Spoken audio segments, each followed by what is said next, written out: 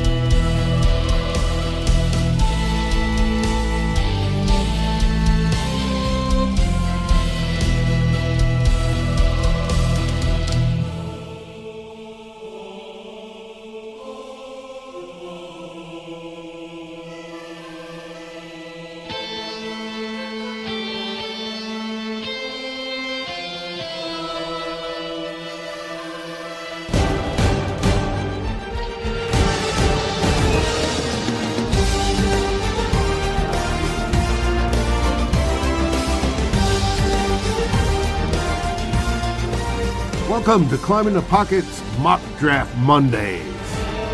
Who will the Vikings pick, and who's your favorite choice?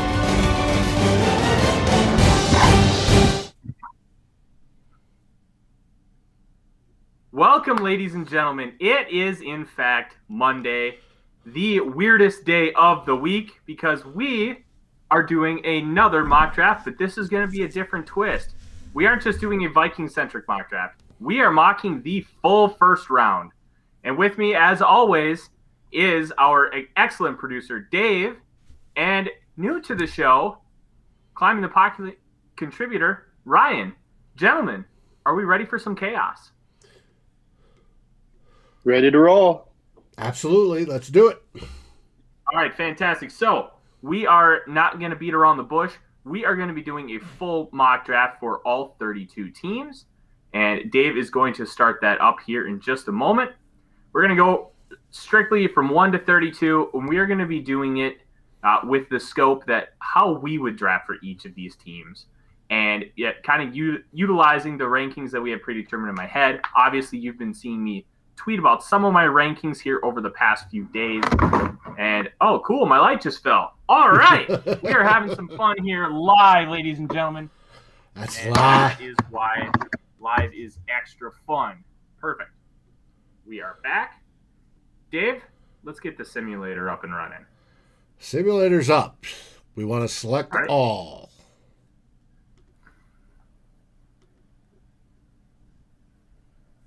Welcome to the show, Chris. Nice to have you here, buddy. And are you ready to rock? We are ready to rock.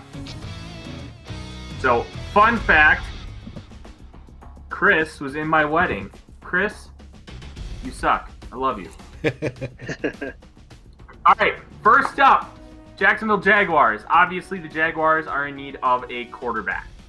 And I think the pick is easy here, and unless there's any objection, it's just going to be Trevor Lawrence. He is a generational prospect. We're talking as a prospect on the same level of John Elway, and Peyton Manning, Andrew Luck. I agree with the pick. I don't agree with that statement. I don't think he's on the same level as those guys personally. But I definitely think that he's just as a prospect, not as I agree. What he could be. No, 100%. I still am not quite sold on him as a prospect at that level. However, I had Andrew Luck as, top of the line. I don't think Trevor Lawrence is on that same level as a prospect personally. But surefire pick here, number one, obviously. All right. Fantastic. And Chris, to answer your question, yes, this is a Miami Dolphins shirt. And last year, my absolute biggest draft crush was at the edge / defensive tackle out of North Carolina, Jason Strowbridge. And this is his shirtsy. And I figured mock draft Monday, rocket draft crush. So he was my guy. And Strowbridge. I loved Strowbridge. I was very sad when the Vikings picked James Lynch over him. and it still hurts. But I've heard he's been doing incredibly well from my Miami Dolphins guy, Dante Collinelli, who, if you want some good Dolphins and draft content, go ahead and follow him. So we're up to the Jets. Now, this is going to be a contentious one. Well, Ryan? We're showing what the Jets' needs are per the Draft Network. So this is going to be an interesting one because when you look at the Jets, it's really one of two things. First question you have to answer is, do you go into next year with Sam Darnold as your quarterback? I think it's hard to do so when you take a look at, what he's brought to that offense thus far in his first 3 years. It's been very underwhelming. At the same time, they haven't surrounded him with much of anything. No offensive line, no weapons, no run game, no defense. I mean, really nothing. So it's hard to really truly evaluate what Darnold can become with what he's had in front of him. However, when you have a guy like Zach Wilson, Justin Fields, those guys are showing to be really high caliber, high ceiling type prospects. It's going to be hard to want to pass on one of them unless, Darnold can, he played well at the end of last year, in my opinion. I think he picked up his level a little bit in terms of his play, stayed healthy. That offense was humming a little bit on that, couple game stretch where they won a few games. I don't know if that was enough, though, to pass up on a Zach Wilson. I'm with you, Ryan. Sam Darnold, I've never been high on. I really think he got drafted extremely high because he balled out against Penn State in the 2017 Rose Bowl, where it was just a back and forth shootout. I've never been really high on him. I think he's incredibly inconsistent. His mechanics are all over the place. He doesn't make a lot of great anticipatory throws, and a lot of what he does, in my personal opinion, plays a lot of street ball. Street ball, I mean, you get Russell Wilson, Deshaun Watson, Patrick Mahomes, they're great at playing street ball. But at the same time, Rodgers, for that matter. Yeah, exactly. Yeah, you really don't want your quarterback to only be really good at playing street ball. So I am out on Sam Darnold, which means we're going to be going quarterback. Quarterback, so Zach Wilson. It's Zach Wilson or Justin Fields. I love Trey Lance, and going into final evals, he was my quarterback too. I think Lance possesses absolutely everything you need. He just needs more time to develop. We had incredible seasons from both Wilson and Fields. I have not finished my final evals yet, but I'm projecting Zach Wilson will end up my QB2. At this point in the when draft, I'm looking at these quarterbacks and looking at this class, I think Trey Lance actually has the highest upside of any of those three quarterbacks mentioned there. I think he also has the lowest floor. But he also has the lowest floor, and that's what's scary. Yep, exactly. So he's going to be your boomer bust prospect. I think Zach Wilson has your highest floor, but probably your lowest ceiling. And Justin Fields falls somewhere right in the middle. I think Fields is going to need a good creative offensive mind to really take advantage of the skill set he can bring. A la Lamar Jackson, I think he's a better pure passer than Lamar is, not nearly as good of a runner. But again, I think he is going to need a offense that gives him some, half field looks, quick throws, those type of opportunities with Fields. Wilson, I think he's going to thrive in an offense that I assume Mike LaFleur is going to bring to the Jets. In terms of, a la the Kyle Shanahan type offense. I think Zach Wilson was actually an excellent fit for the Niners had his stock not risen so high. So I think Wilson would be the pick here based on what I know about what that offense is going to likely look like. But if they went Fields, I wouldn't bat an eye. I completely agree. I think we're going to make the pick here is Zach Wilson. If you want to prioritize Justin Fields over Zach Wilson, by all means, I think it's a good choice, but Zach Wilson plays so much like the Patrick Mahomes style of play that I think, especially with how well he has done over his first 3 years as a starter, becoming far and away the highest paid player in NFL history, I think teams are going to really start to prioritize that type of player, and I think that's why we see Wilson go over Fields, and he'll be the selection at number 2 to the New York Football Jets. My question is, will the Jets ruin him? I don't think so for two reasons. One, obviously, we know all about how the Jets have been just bad. They have a really good GM, Joe Douglas, who has done a lot of really good things for the franchise. They also brought in a great CEO head coach in Robert Saleh. I think they're going to be okay, but who knows? It is still the Jets. We'll see. I think Saleh is a culture changer. Saleh is a culture changer, and that's what they needed. And I think that was an excellent hire. And then he brought in LaFleur to come in and really run that offense, similar to what the Niners are doing. And I think that they'll be able to do that. And again, it might take a couple of years, but I think they're on their way to an actual positive rebuild for the first time in a while. Mm-hmm. All right, number 3. Dolphins. They need wide receiver, running back, offensive tackle, linebacker, interior O-line. As we all know, guards don't matter, so that will obviously not be the pick here at 3. There are really just 2 choices. And we're not going to be doing any trades because that's just going to get way too convoluted for what we're doing in our projected time here. So it's either going to be Penei Sewell or a wide receiver. And if you go wide receiver, I think the easy answer is Jalen Waddle. Field stretcher.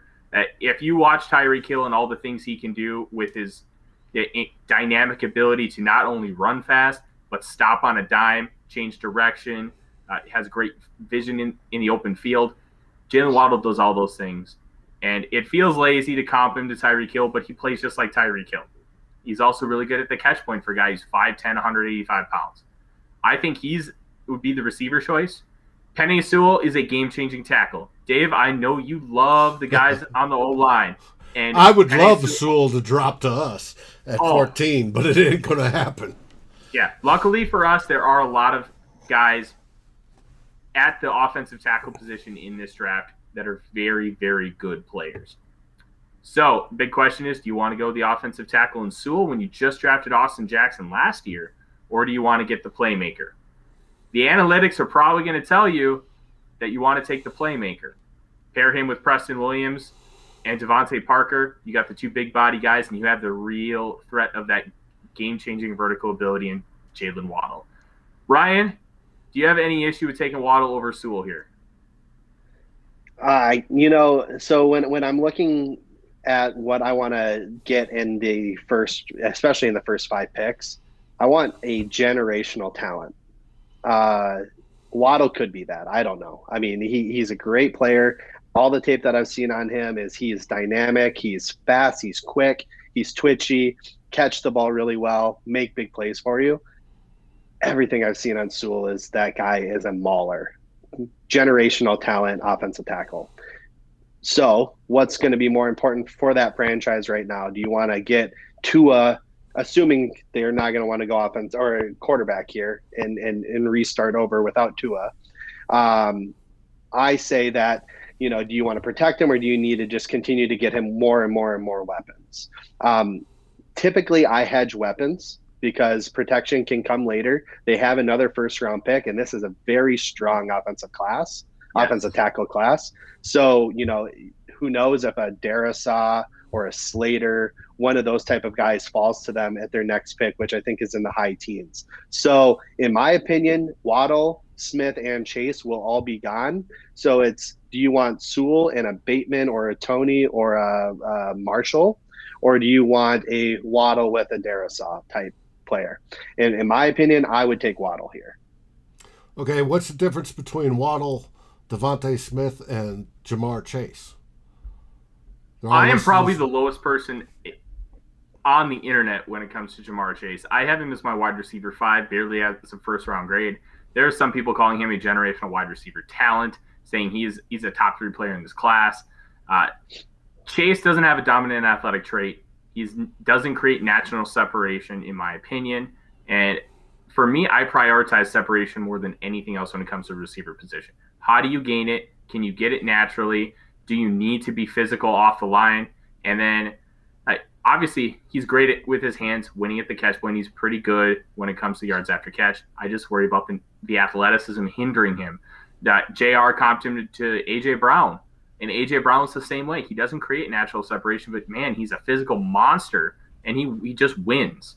I don't want a guy in the top 5 who just wins. I want a guy who wins with conviction, who creates separation incredibly naturally, and that's Jalen Waddle. Chris mentions that I didn't mention Devonta Smith. Devonta Smith creates natural separation, but I worry if he's drafted by Miami Dolphins, that first play when Stephon Gilmore lines up right across from him and he just punches him in the mouth, I don't think Devonta Smith is going to be good enough to be able to handle that right away. And I worry with his frame and inability to be able to put on weight that has been rumored across the board, I worry that he's never going to be able to do that. You get him in space and he's fantastic, but getting him into space with press coverage, I feel could be a really big issue. And I'm out on taking him in the top 5, which is why Waddle would be my selection. And to add to that a little bit too, Jamar Chase, I'm higher on him than you are, Tyler, which again, as most people probably are. And again, everyone's got their own things, right? When I'm looking at the differences, there's not a big enough difference for me between Waddle and Chase, which I have those two as my top 2 receivers. There's not a big enough difference for me to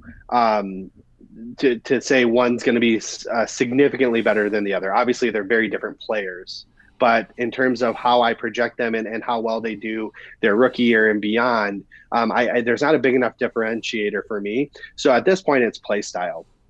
And with the Dolphins here, they do have Preston Williams, who's field stretcher, but he's a big body type receiver, right? Devontae Parker, again, field stretcher, big body type receiver, can go across the middle, catch the balls, similar to what a Jamar Chase is going to bring you. Waddle's going to add that extra addition, extra dimension to that offense that they're getting in a way from some of their third and fourth receivers, and drawing a blank on their names right now. But those little guys, I'm drawing a blank on their names. But they're going to be more big one coming back.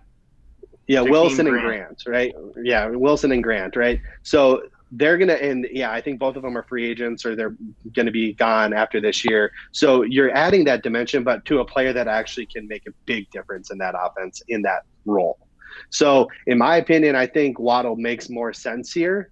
And like I said, they're right neck and neck for me as, wide receiver 1, wide receiver 1A, 1B. So at this point now I'm looking at play style, and I think Waddle benefits that offense more than Chase does specifically. All right, Jalen Waddle. Now comes an interesting one. The Atlanta Falcons. The Atlanta Falcons obviously have Matt Ryan, and they're kind of locked into him for a couple years with how that contract is structured, unfortunately. Unless we get into all this QB trade stuff. But yes. Honestly, there really is no great player to pick for them here. You could go reach a little bit for cornerback. Patrick Surtain and Caleb Barley are fantastic football players. But I think you have an opportunity at 4 to get a game-changing quarterback. I think you take it. And I think the pick is Justin Fields. Get the hometown kid in there. Give him the opportunity to learn an offense that requires progression. He wasn't asked to do that a lot at Ohio State, just because that's just not the offense that Ryan Day and Urban Meyer ran there. It's a lot of mesh stuff. It's a lot of one-read concepts. I think he has the ability to do it. He just wasn't asked to do it. And we learned that a lot with Justin Herbert this past year. He's got a rocket arm. They were asking him to throw sideline to sideline instead of vertically. Put him in offense where he throws vertically, he was the rookie of the year. So I'm taking Justin Fields here. Put him in there. Let him learn behind Matt Ryan. Matt Ryan's got a couple years left. Then you throw Justin Fields in there, and hopefully you can have a couple years with a good quarterback cap hit, and you can continue to rebuild that team and make it a potential Super Bowl contender again. I agree. And I think there are, I know Matt Ryan's contract's going to be really hard to get out of. So is Jared Goff's, and they figured out a way. And if they see enough progression in Fields after, redshirting him this year 1, they'll have options to trade Matt Ryan for, even if you have to give up a little capital to do so. There are going to be teams that are going to say, I want a Matt Ryan on my team again. So I think there's going to be ways to do it. You don't get a lot of opportunities to draft a generational type quarterback like this. I think you jump on that chance and you roll with it and let the kid learn. Concur. Here we go. Justin Fields to the Atlanta Falcons. Now, I think we're going to spend about 5 seconds on this pick for the Cincinnati Bengals. They need 4 people on the offensive line. Penei Sewell still on the board. Do we need to say anything else? Nope. No. They'd be give Joe Mixon an offensive line, and he'll show you he's a top 5 running back. So, just tell him to stay healthy for the love of God.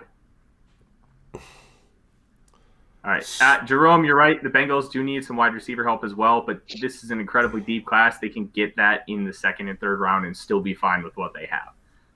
All right. Eagles, pick 6. Carson Wentz is on his way out the board.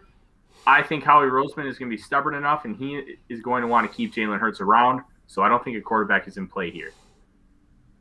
I think if you're going to take somebody for the Eagles, you're going to take a wide receiver, or you're going to take a cornerback. And I think that leaves a couple options. Chase, Devonta Smith, Patrick Surtain II, and Caleb Farley. You could argue Kyle Pitts because of how they like to use their tight ends. They love 12 personnel and having those guys go vertical. And Pitts is kind of a hybrid. Think Darren Waller. They play very similar games. You can play him on the outside, run great routes, play him in line, and he's a capable blocker. He's not a mauler, but he's capable. And that's really all you can ask from a guy who's that good at catching the football. I can be convinced to go a lot of different ways here. Ryan, what do you want to do with this pick? If I'm Howie Roseman here and I see Jamar Chase sitting there, they need receiver help. They struggled so badly last year not having that, making Travis Fulgham a household name, even though he was a practice squad player the year before. And they need the receiver help. So at this point, I'm looking at Chase and Smith. Again, going back to play style here, you have Jamar Chase going to be a little bit of a bigger receiver, can go over the middle, catch those balls, make big plays out of those. I think that play style makes a lot more sense, given the fact that they did go and draft Jalen Reagor last year, and he's going to be more of that speed guy, the twitchy guy that Smith is. So I'm going Jamar Chase here personally, and I'm not even thinking twice about it. I don't like Chase here, but we'll go with it. Sounds good. You made a good case. I still think it's too high to draft a guy with that many athletic concerns. I personally wouldn't take him until the back end of the 1st round because those scare me a little bit. But I understand why people fall in love. But we'll move on. The Detroit Lions. Devonta Smith is on the board. Surtain and Farley are still on the board. You can get a guy like Slater, Darisaw, Cosme, and Trey Lance is still here. I think that the Lions will not take Trey Lance. They are a prime trade down candidate. This is a 2 to 3 year rebuild. They already proved that with the Matt Stafford trade, prioritizing picks later versus getting one this year because they know that they have time. And I'm curious with Jared Goff if he can rebound outside of the Kyle Shanahan the Sean McVay system. I think right now wide receiver, they're already talking about franchising Kenny Golladay. He's probably going to stick around for one more year. This is a really deep wide receiver class. This corner class is about 4 deep, and then there's a significant drop-off. Get Jeff Okudah another running mate at the cornerback position. He had a rough year 1, but I think he can really bounce back and play great. Caleb Farley is my cornerback 1. He's an incredible athlete with only 2 years at the position, and I think his ceiling is Revis Island. I don't know if he'll ever get there. I'm not projecting him to get there, but he has so much to learn, and he's already an incredible player at the position. Put him in there with Okudah.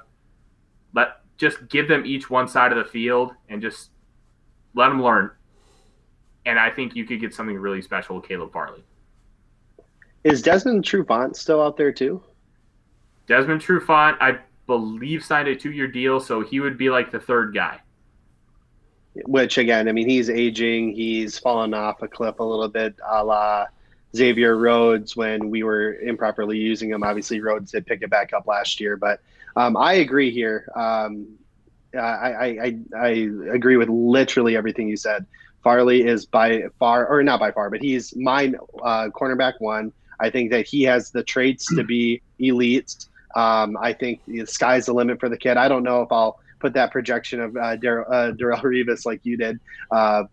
Again, I know you're not saying he's going to be Revis, but he has the potential to get there. And I agree. I mean, he has loaded with potential. He's got some swagger to him too, which I like out of my corners. And I just really like the kid. So I think I would take him over Smith here and over Surtain. Perfect. Caleb Farley to the Detroit Lions, which makes me very sad because he is one of my guys. But that's okay because we're not just drafting for Minnesota today. We want to get picks for every team. Mm-hmm. Carolina Panthers. There's a quarterback left. I'm a Teddy Bridgewater fan, but they do need an upgrade at the position for the long term. Trey Lance is on the board. I don't think you hesitate. You smash Trey Lance. Give him an opportunity to really learn for a year. Give him the reins in 2022 and let it ride. And what a perfect pairing to put Teddy with Lance. Teddy, a seasoned professional who knows the game very, very well, does have some athletic limitations that don't allow him to be the quarterback that Trey Lance likely can be. So he can help him with the mental and get that. Hopefully we can see the full potential in Trey Lance. There we go. Trey Lance off the board to the Carolina Panthers. Anthony, don't worry. We're going to find a way to get this offensive line respectable. Take a deep breath. We got this, all right? Denver Broncos. They desperately need a cornerback one. Patrick Surtain, the second, is still on the board. Surtain's evaluation was really weird. It is easy. It was really weird for me. He does literally nothing at an elite level, but he does nothing. He does nothing average or below. He is just completely solid. Dave, Ryan, you guys remember his dad playing opposite Sam Madison in Miami for it feels like a decade. He was just built to play cornerback. Just smooth, incredibly consistent. And I think Denver Patrick could Surtain, use him. They definitely need him. Patrick Surtain to the Denver Broncos. Lock it up. Which makes me sad because I would have loved either Farley or Surtain to us. So, but that's the way the cookie crumbles. You and Mike Zimmer both. Look, if one of those two or J.C. Horn is there at 14, I'm not mad at the pick, as I think they're all great players. But we'll get to 14. We'll spend some time on it. Dallas Cowboys. OT is only a need if you don't trust Tyron Smith and Lyle Collins. Tyron Smith has been in the league for what feels like 20 years. He's only 30 years old. Lyle Collins is 26. Got a lot of money invested in those two individuals. And what really stinks for the Cowboys is both top corners are gone. You can go a little bit of a reach here and take J.C. Horn. Ideally, in this situation, you would want to trade down. As far as offensive tackles, Rashawn Slater's available. I think he's going to be a guard at the next level. I don't think he's long enough to play tackle at the NFL level consistently. Obviously, he has some great tape, and people rave about him against Chase Young, and it's warranted. He was really good. I think he's going to be a guard at the next level, and you don't take him here. Samuel Cosme is an athletic beast out of Texas, 6'7", 308. He locked up Kayvon Chason in their meeting last year, LSU in Texas, 2019. Oh, folks in Dallas and around Texas would love to bring in a Texan. They would. When I kind of look at what they prioritize with their offensive linemen, they like athletes and they like maulers. All right. I think when I look at the board, and if you're taking an offensive tackle, you're going Christian Darrisaw, Virginia Tech. Absolute mauler in the run game, really solid in pass protection. Needs a little bit of technique work, but technique is the easiest thing you could teach an offensive lineman. You can't teach raw power. You can't teach nastiness. You can teach footwork. And I think Darrisaw would be the guy, and you can potentially move on from Tyron Smith next year. I don't personally love an offensive lineman here, but I think when you look at how the board has fallen, we're not doing any trades. It's the right selection. Yeah, I'm going to throw this out there, not saying that this will happen or that it should happen, but the Cowboys do pick emotionally, right? They don't necessarily pick for need, but they'll pick for splash. They'll pick for just high-end talent. Last year was a great example. They took CeeDee Lamb because he just happened to be there, even though they had two very solid receivers. Wasn't necessarily a big need for them. What about Kyle Pitts? They don't have. They won't do it. Yes, they do. They don't have a high-end tight end. They love Blake Jarwin, and Dalton Schultz played extremely well. I go by the mantra, you don't take a great player because you have a good one, but this is pick 10 in the draft, and I don't think Kyle Pitts moves the needle enough considering what they do on offense over Jarwin and Schultz with the other weapons they have to warrant the selection. I hear you, Ryan. You're right. But I'm not trying to justify it by any means. Earlier, when I did one of these in preparation for this mock draft here, I actually had them taking Slater. So I agree with the offensive tackle pick here. I just want to throw that out there to get the conversation going to see what your thoughts would be on that. See, that's where I think Cosme would be the selection because he's a homeboy from the state of Texas. I hear you. He is a homeboy. And he fits the athletic profile. But you also got to remember, Jerry Jones is a Razorback. He's not a Longhorn. True. Very true. I think if you're gonna, I'm good with your pick, Darrisaw here, Tyler. I think that honestly, he's my OT2 so far in my evaluations. He's another guy that I would love if the top two corners are gone, and all top three receivers are gone. He's the pick that I want at 14. And so I totally agree that if we're taking offensive tackle here, he should be the one off the board based on my big board. Christian Darrisaw, book it, Dave. Now we're on to the New York Football Giants, and I think they have an easy decision here. They need a wide receiver. Devontae Smith is still available. They have a field stretcher in Darius Slayton. They have a slot guy in Sterling Shepard. Get that Z receiver, Devonta Smith, the possession guy who will just catch everything. I think that's the pick, and I don't think we need to spend too much time on it. Nope. Moving on to San Francisco. Perfect. This was floated out the other day by PFF, and I found it really intriguing. What if the Niners go Kyle Pitts here? Pitts and Kittle can move all throughout the line of scrimmage. They can play on the inside, the outside, inline, split off, whatever you want. You have Deebo Samuel. You have Brandon Ayuk. And then you have these two guys. They love 12 personnel. You have the two receivers that you want in place anyways. Pitts is a capable blocker. Why not? I don't hate it. Exactly. They love 12 personnel. Their tight end 2 isn't anything to write home about. It's Jordan Reed, who's obviously got his bout of injuries in his career. You have a game changer, and that's what you need. You need game changers on the offense. Kyle Pitts is one of them in this class. I wouldn't hesitate if I were them. The only other person that I'm looking at maybe here is J.C. Horn, because they are losing Richard Sherman. They might be losing Witherspoon. They have that need at cornerback, and J.C. Horn is, in my opinion, there's 3 top tier corners in this draft. He's one of them, and the other 2 are already gone. So that's what I'm looking at here. That's the only rebuttal I'll throw out at you. I'll let you make the call here, but that's what I'm thinking is, J.C. Horn can really come in and really help bring, some talent into that cornerback room that's going to desperately need it, versus Pitts is more of a luxury pick, but also a needed pick because they do need those offensive weapons. And I almost always will hedge offense over defense. Yeah, I like J.C. Horn. Sorry, I love J.C. Horn. But at the same time with J.C. Horn, I don't think he's going to fit that style. He's more of a press corner. Can he succeed in a cover 3? Yes, but I don't think that's going to be what he's best at. And I think that they'll prioritize other positions right away, which is why I think we should stick with the Kyle Pitts pick. It's different, but it makes sense at the same time. Fortify your weapons. Oh, I had a hard enough time with Kittle over the middle. Pitts over the middle is going to kill me when we play him.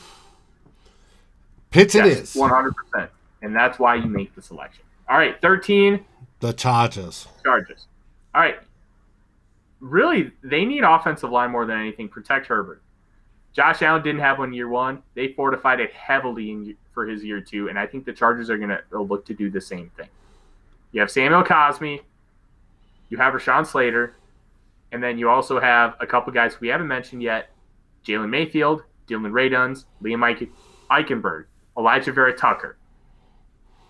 I think I would personally take Samuel Cosmi here. Like I said, 6'7", 308. He's got a really solid anchor, and he's a really good athlete. And I think that the Chargers will prioritize the fact that he's a good athlete at the position. And I think you can help him with some of his leverage issues because as a big guy, tends to bend a little at the waist. You don't necessarily like that. You want him to dip his butt. So I would take Samuel Cosmi here. Yeah, and I don't know how they're planning on. And the thing I like about Cosmi is he fits multiple schemes. So I'm not 100% sure which style they're going to in terms of with their new coaching staff coming in. I haven't done enough research on that. But Cosmi makes a lot of sense here because he does fit that athletic profile that typically that they do run in that offense. They've been known to be a zone scheme type of offense. So he can get out in space. He's got a lot of power, great anchor. I saw a lot of Cosmi in my day because I'm a big Oklahoma Sooners guy. So I've seen a lot of Texas tape. And I've also seen my boys just wreck him, which is just fantastic when he was talking crap. So, but yeah, I think he's a hell of a player. I actually wouldn't mind him being on our team as well. So this is a really good pick here, I think. Slater is great. Again, I do have some concerns that he may have to kick inside. And I'd rather have a surefire thing on the outside. All right, Samuel Cosmi to the Los Angeles Chargers. Now we're up to the Vikings, and we all know what they need. All right. Based on kind of how I have everything stacked right now, I think the hands-on favorite right now is Kwity Paye. Kwity Paye has a video out there of a 6'3" 3-cone. He's an athletic specimen. He's about 6'4", 275. He's going to play that Everson Griffin 5 technique opposite Danielle Hunter, and he's going to be really good at it. You can shift him inside.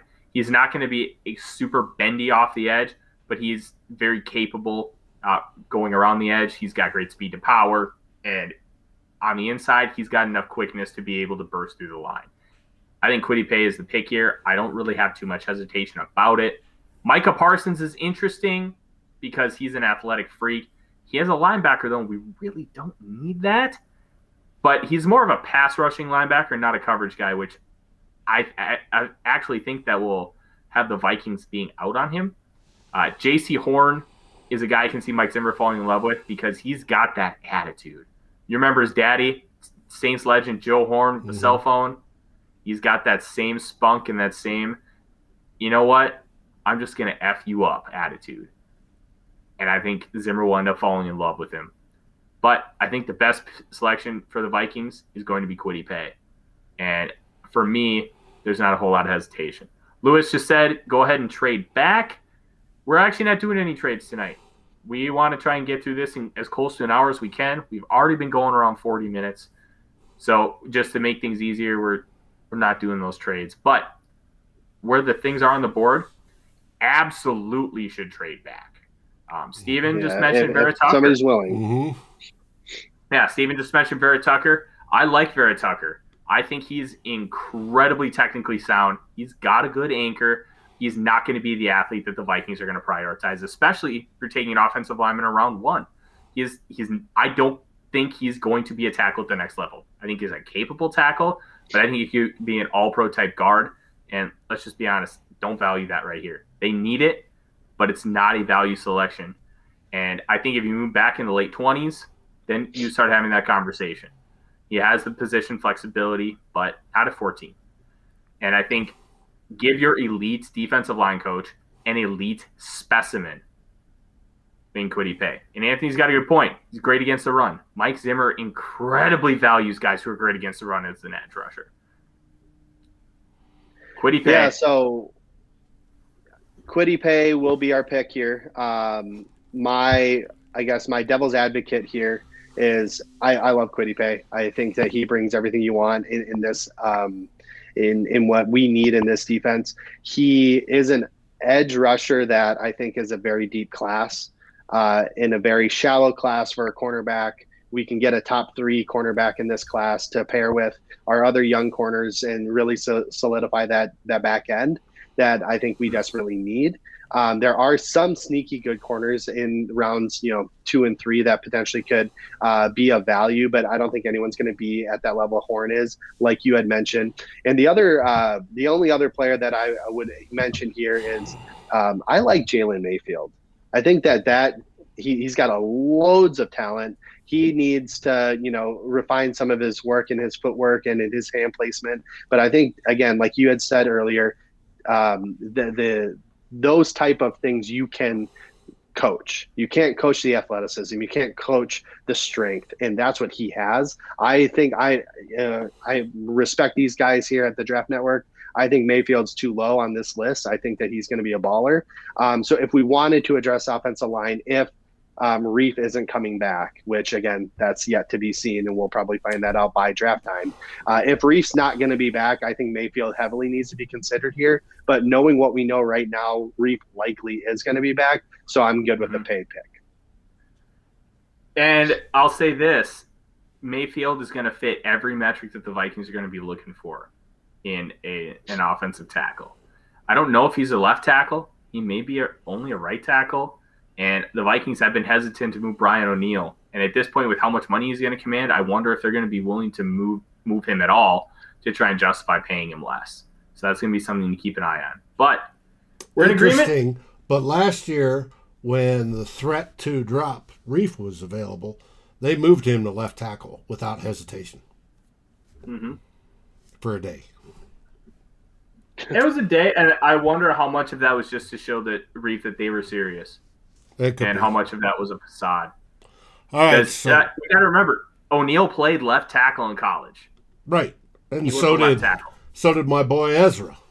So. Yeah. There we go. Kwity Paye. Minnesota Viking. Lock it up. We have an edge rusher. All right. Oops. So. I just hit. Sorry. Double-clicked. It looks like you just picked Micah Parsons for the Patriots, which is funny because I was actually going to say, let's take Micah Parsons for the Patriots. He fits that kind of Kyle Van Noy role, the Dante Hightower, the incredibly versatile piece that can be a pass rusher. He can blitz. I think it ended up being a perfect selection for the Patriots. They love those kind of unique talents. So perfect. 16. All right. Arizona Cardinals. They need corner. They need offensive line. They need pass rusher. I think right now, kind of the best pieces on the board for what they need. J.C. Horn kind of fits the bill. They're losing Patrick Peterson. They like playing man coverage. J.C. Horn's a dog. Put him in there. Let him lock down that top receiver. And I think they will really benefit from having his skill set on the field. No objection. Yep. Horn no objection there. Wow, this is beautiful. 17. Las Vegas Raiders. Their needs are a little weird for what this board has provided. They need edge. I don't think there's a great one right now. They need interior defensive lineman. There isn't a great one in this class. Barmore is getting a lot of love, but back into the first round, I don't think it's 17. I think with what they need, I think this is where you start talking Rashawn Slater as an interior guy. They have their tackles in Colton Miller, Dwayne Brown. You get Rashawn Slater, more protection. They have more money invested in their offensive line than any team in the National Football League. Fortify it. Get another guy. There isn't a cornerback here that you love. I don't think there's a pass rusher that fits their profile right now. I would go Rashawn Slater at 17. Yeah, see, I kind of like, you're right. There isn't a surefire next edge rusher. I know, and I don't know how to say his last name correctly, probably, but Rousseau, he's got a high potential. You got Osai, again, more of a 3-4 kind of guy. So there's a couple edge rushers that I think have a high potential and a lot of talent. That I wouldn't be surprised, because the Raiders are odd. They don't just draft normal. It seems like, I mean, every year it seems like they're taking somebody just different. The kid out of Clemson, year one in the top 10. Last year they took Arnett when I had him pegged as a late second rounder, early third. So, there's they evaluate a little differently here. I like the Slater pick. I wouldn't be surprised though if they went with Rousseau or Osai and try to put his hand in the dirt and make him rush. Here's something with Mike Mayock. And Lewis said something in the comments, just says Mayock.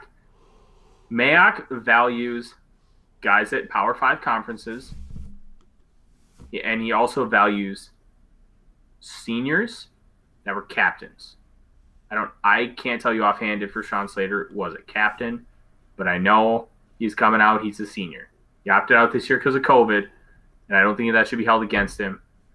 I think Slater's going to be a guy that Mike Mayock values because of those things that he continuously has looked for.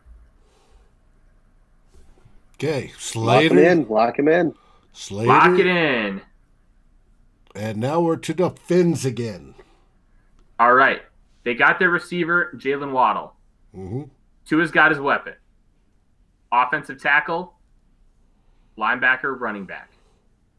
Najee Harris is really interesting. So is Travis Etienne. I think with whether their offensive line is sitting right now, you have Robert Hunt playing the right tackle position. I think Elijah Vera Tucker is somebody you need to talk about right now. They run more of a power scheme, more of that gap man style. I think Vera Tucker is very suited for that. And being that he's a right tackle, even though Tua is a lefty, him and Robert Hunt on that right side, you have Austin Jackson on the left, I think gives you some flexibility and versatility with Robert Hunt being able to play both guard and tackle, where you can create your best 3-man unit with those guys. So I would go Vera Tucker, help protect Tua.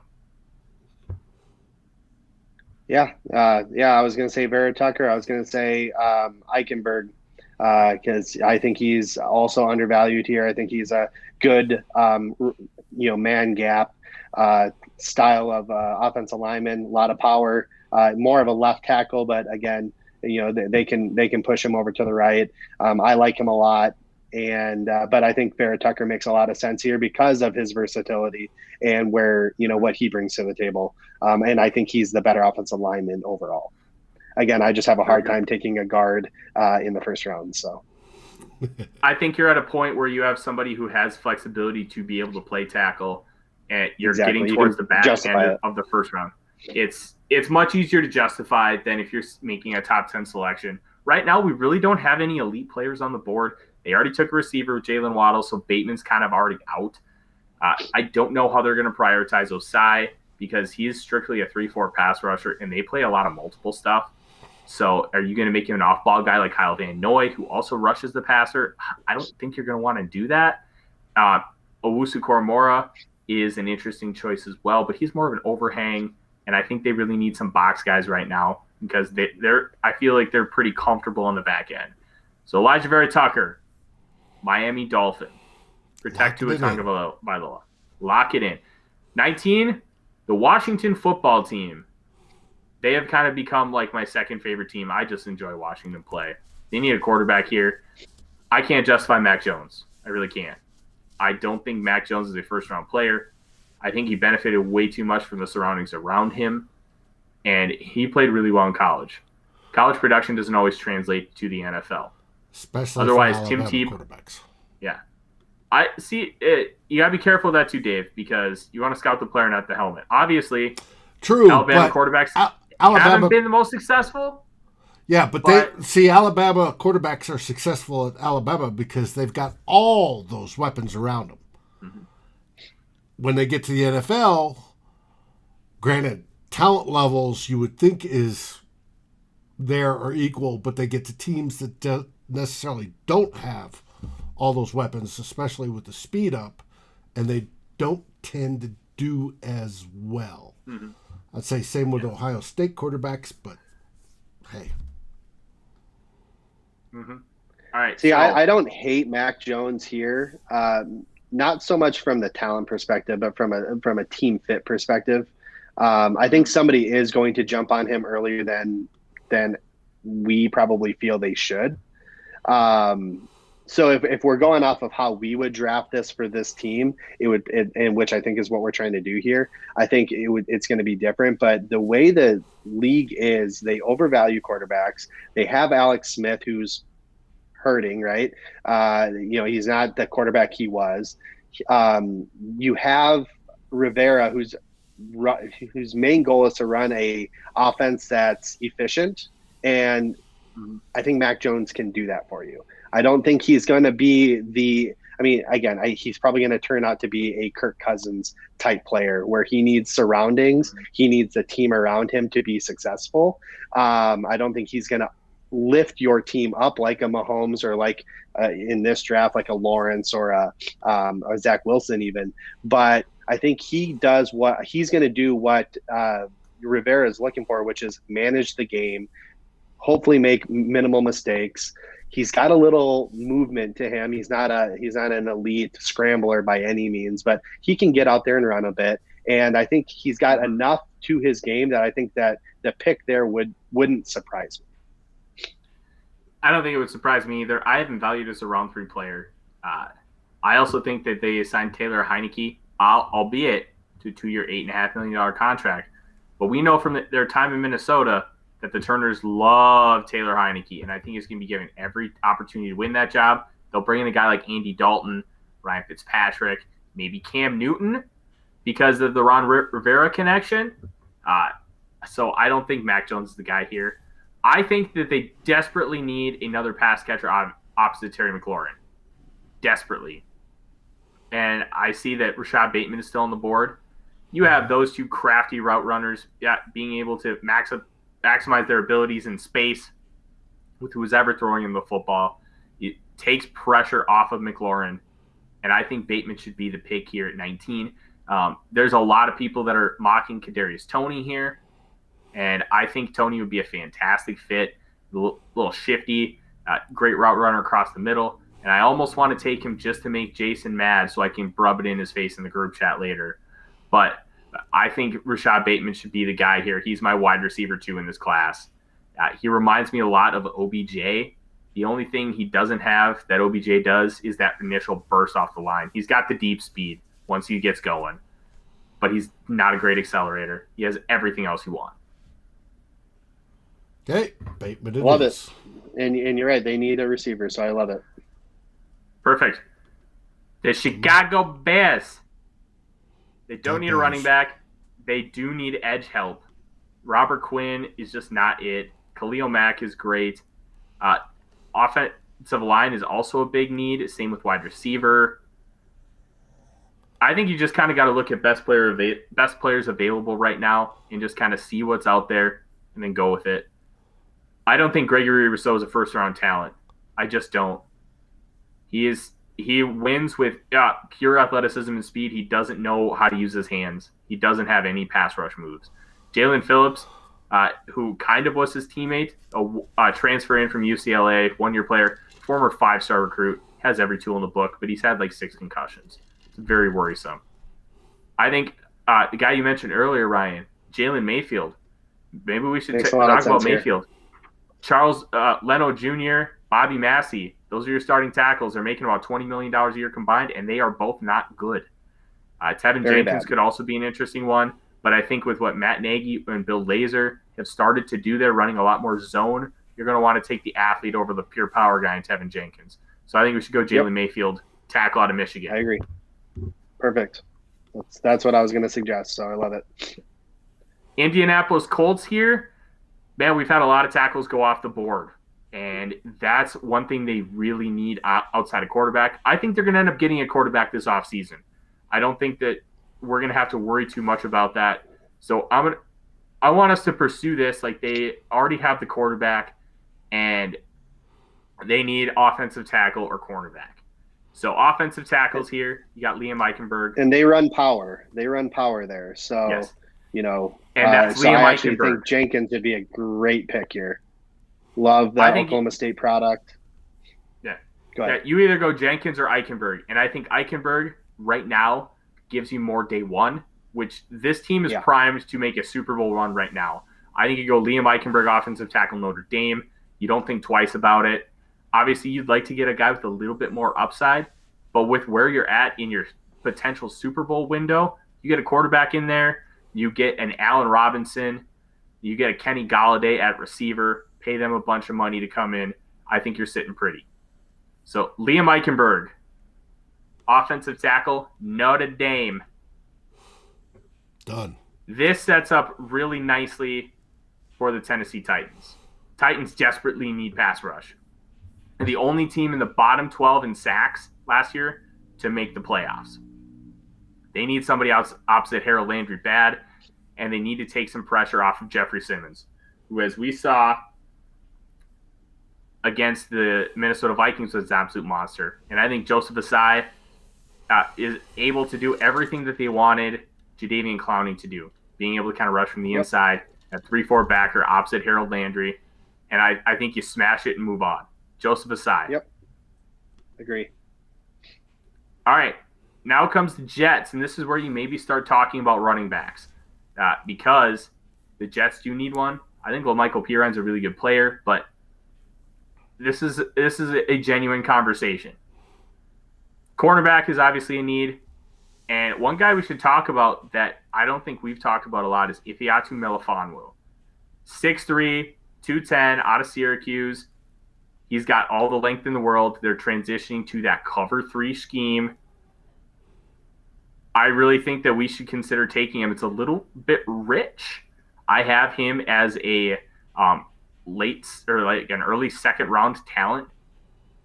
He's going to be a little farther down the Draft Network board, but this is a not very strong corner class, and I really like Ifeatu Melifonwu, the cornerback out of Syracuse. And he's going to play like Richard Sherman.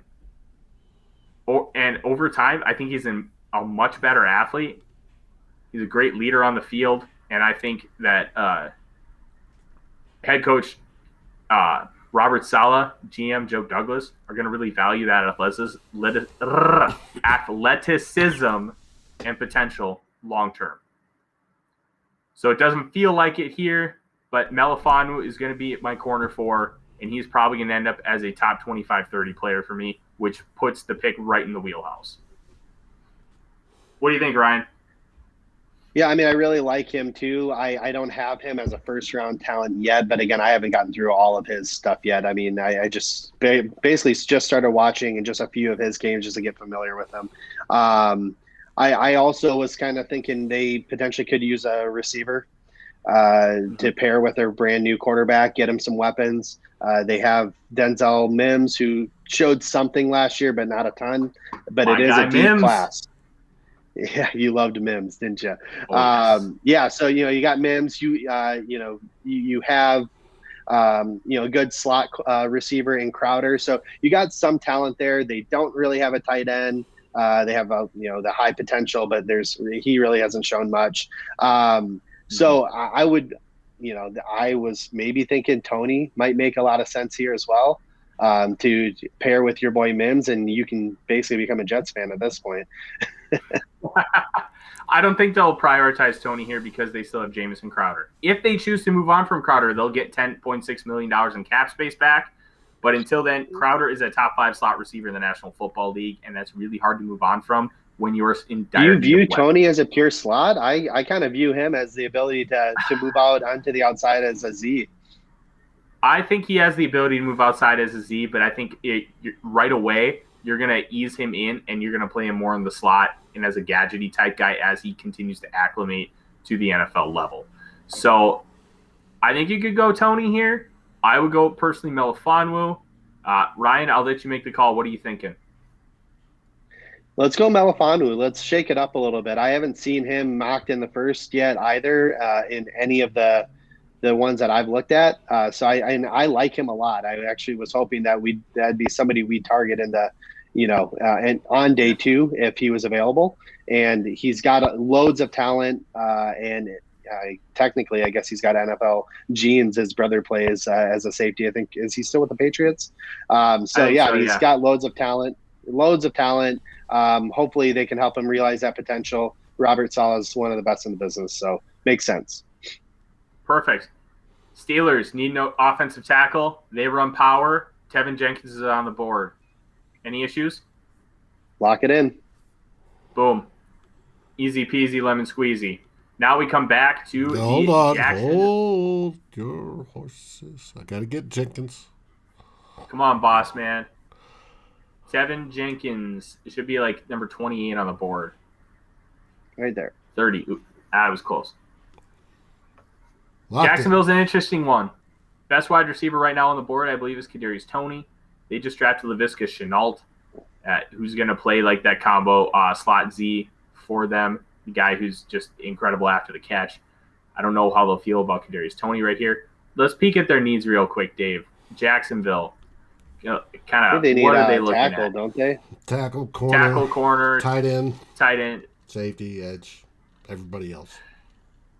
Man, this is a rough spot for them because tackles have been pretty picked over. This is a really good tackle class. And as we've seen, we've had, I think, 6 already go. Round bellies. I think you have Dylan, and I'm so bad with the name pronunciations, but Radens. Yeah, you have him. Again, probably a bit of a reach here with some of the talent that is on the board that they potentially could have needs for. He's probably one of the better tackles that's still left. And there are concerns that he is a tackle. He's another one of those potential tweeners from what I'm hearing.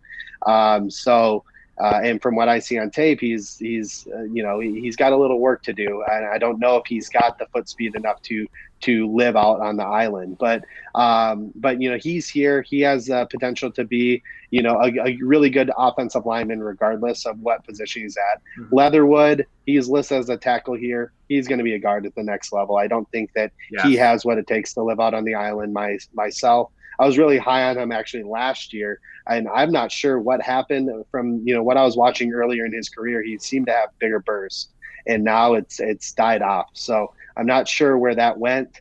So it's hard to justify one of those offensive linemen when you're not 100% sure that they're going to be living on the outside there. There's some cornerbacks that are interesting here. One just went off the board. You have Asante Samuel Jr.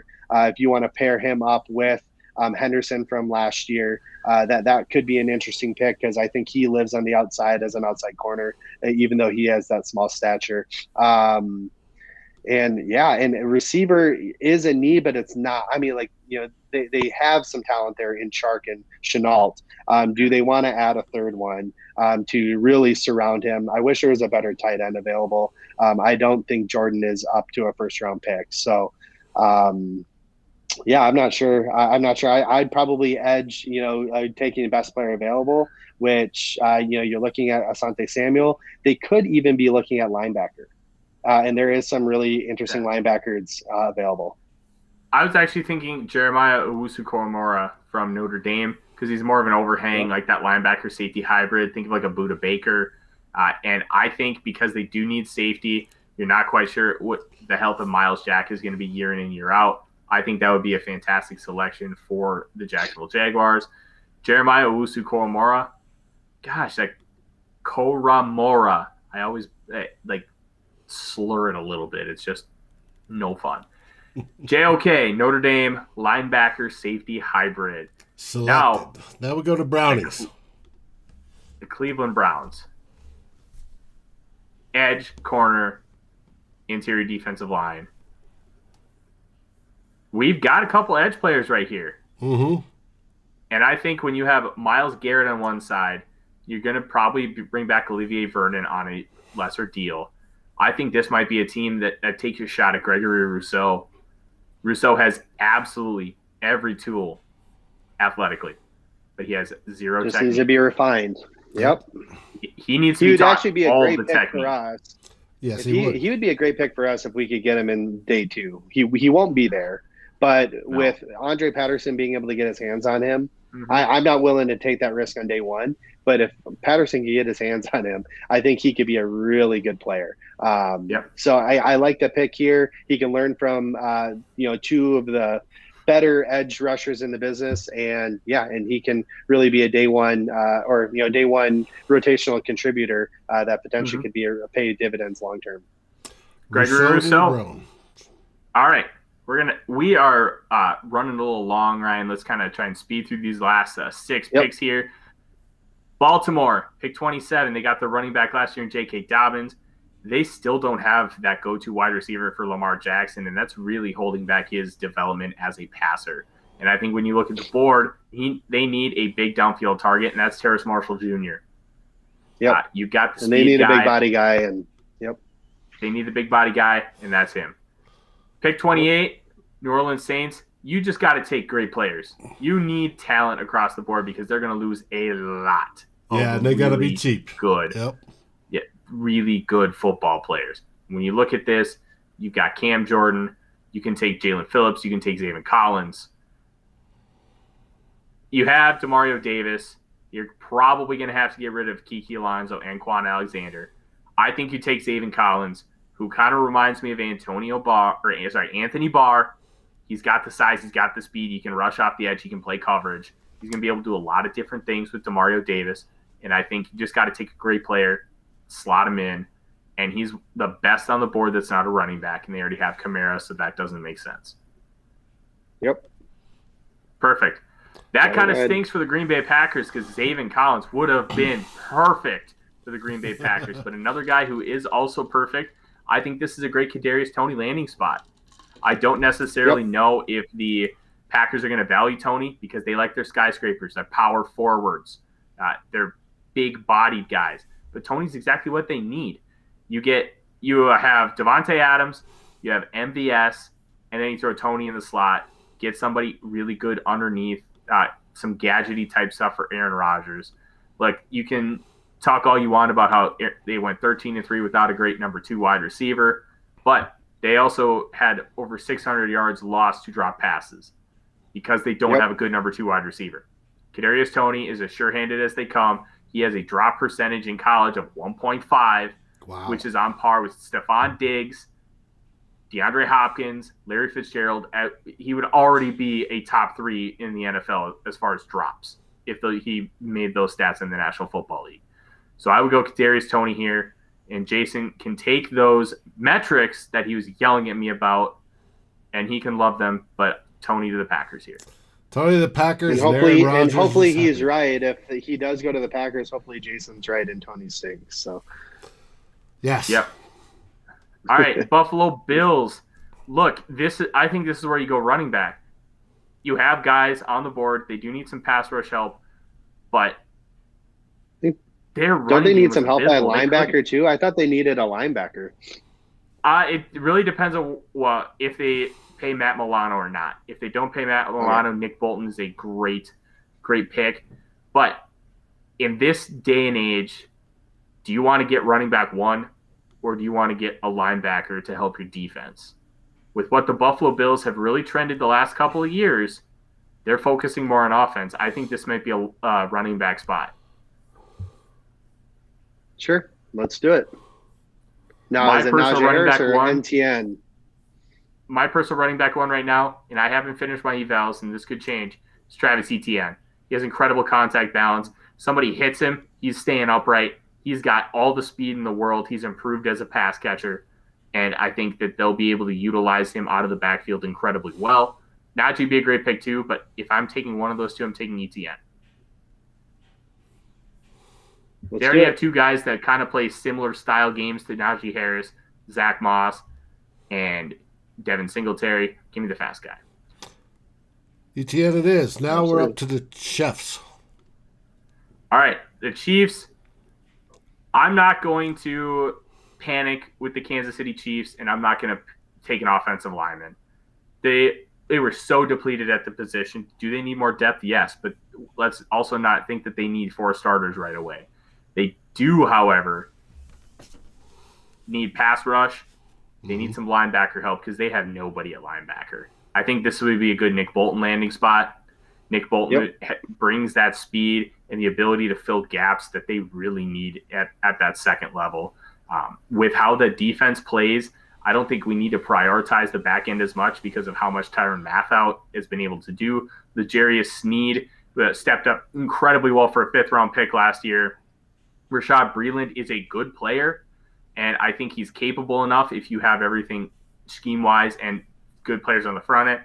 So I would go Nick Bolton, linebacker Missouri here, get some speed at that second level. Bolton it is.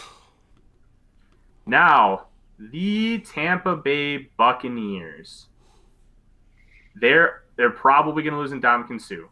They could lose Shaq Barrett and JPP.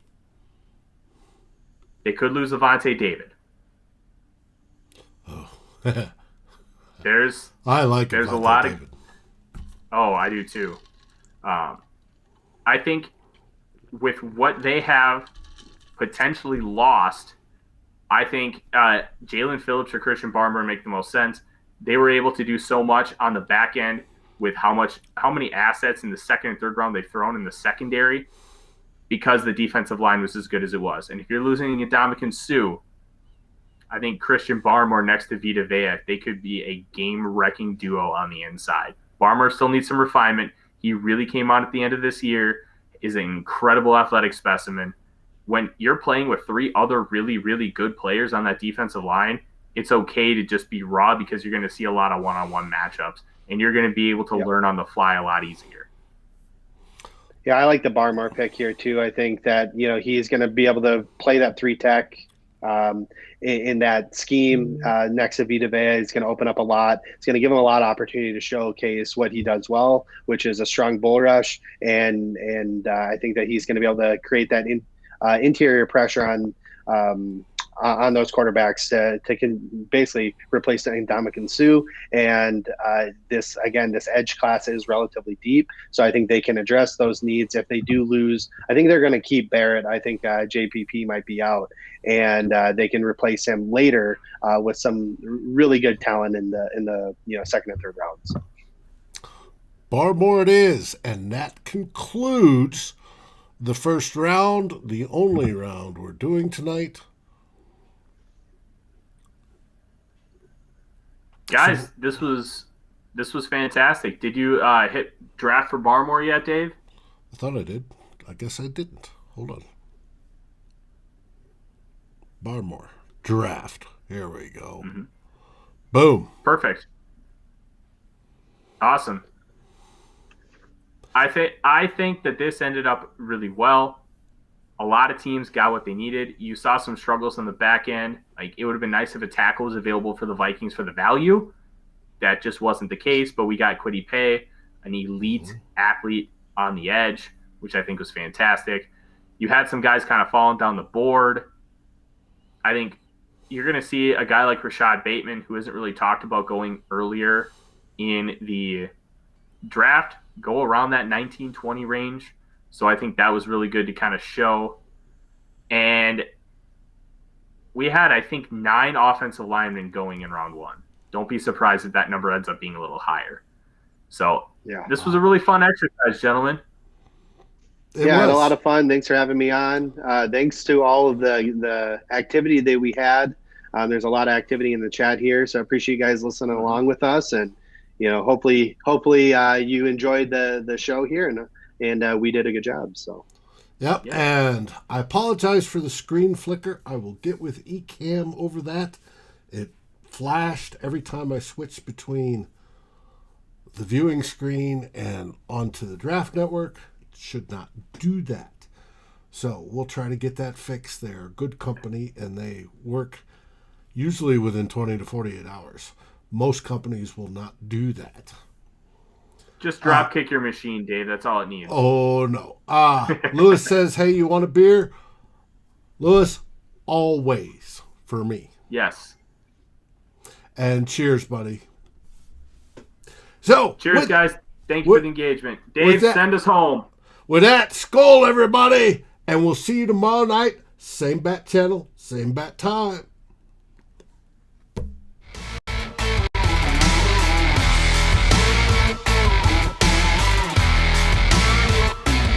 Thank you for watching or listening. As always, if you like, subscribe, and ring the bell for notifications. And if you're listening to the podcast, please rate us on your favorite aggregator. Skol, everybody.